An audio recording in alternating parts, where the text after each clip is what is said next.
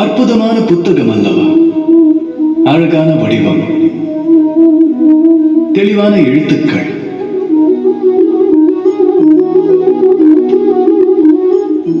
இக்கூற்றுகளால் இப்புத்தகம் அற்புதம் வாய்ந்ததாகி விடுமா என்ன? இதில் எழுத்துக்கள் அனைத்தும் சத்தியம்தானா? அர்த்தம் வாய்ந்தவையா? முக்கியத்துவம் கொண்டவையா? இதை எவ்வாறு நாம் உறுதியாக கூறுவது? இதிலிருந்து ஒன்றை தாம் புரிந்து கொள்ள வேண்டும். வெறும் தோற்றத்தை கொண்டு புத்தகத்தை மதிப்பிட இயலாது. அதை அறிய வேண்டுமெனில் அதை படிக்க வேண்டும், அதை புரிந்து கொள்ள வேண்டும், மனதில் பதிய வைக்க வேண்டும். சரிதானே?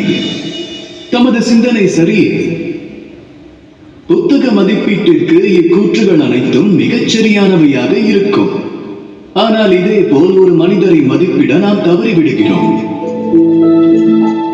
ஒரு மனிதரை அவரின் வஸ்திரங்கள் கொண்டும் புற தோற்றத்தினை கொண்டும் சௌந்தரியத்தினை கொண்டும் மதிப்பிடலாகாது.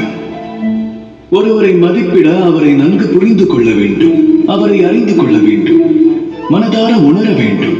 ஆனால் என்ன செய்கிறோம்? ஆபரணங்கள், பகட்டு மற்றும் சௌந்தரியத்தால் ஈர்க்கப்படுகிறோம். அதையே அன்பென்று அறிகிறோம். இரு மனங்கள் காதல் வயப்பட்டால் அவர்களை பலரும் இவர்களின் காதல் வெற்றி பெறாது என கூறி பிரிக்க எண்ணுவார்கள். அவ்வாறு குறை இறைப்பவர்களே பெரும் தவறிழைப்பவர் ஆவார்கள். ஒருவரை புரிந்து கொள்ளாத கணிப்பும் அறியாமல் செய்யும் திணிப்பும் முடிவில் தவறாகும். 2 வினாடிகளில் புரிந்து கொள்வது காதல் அல்ல. அதன் தாற்பயம் அறிய வாழ்வனைத்தையும் அர்ப்பணிக்க நேரலாம். அவகாசம் தாருங்கள். புறத்தோற்றத்தினை விடுத்து அகத்தோற்றம் அறியுங்கள். அப்பொழுது ஹிருதயமானது களிப்புற்று கூறும், ராதா ராதா.